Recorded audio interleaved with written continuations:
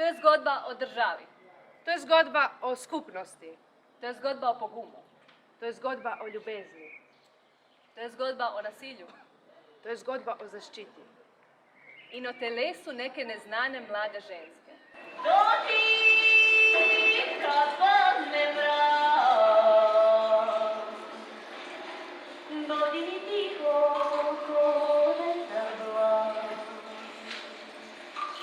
Dođi, kad padne noć, moja